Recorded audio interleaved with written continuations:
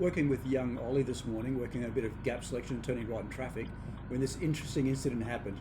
Notice the grey four-wheel drive that's pulled up on the left. Now Ollie's checking to the right. He saw the car pull up because you saw him look at it. Now he's looking for his gap on the right. You're going to hear him say, after the white car, he's looking to the left, checking his gap. He's got his gap to go.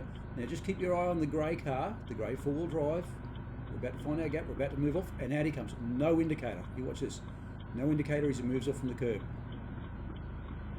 That's why it's really important that you indicate for at least 5 seconds before you move off from the curb. Had that car been indicating, Ollie wouldn't have moved. Luckily, Ollie was on it. He knew the car was there, and as soon as he went to go, he saw the car moving. His eyes was on it, and he's on the brake.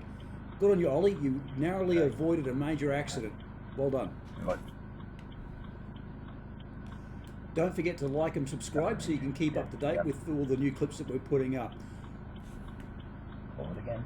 White car. White car. Check. And that's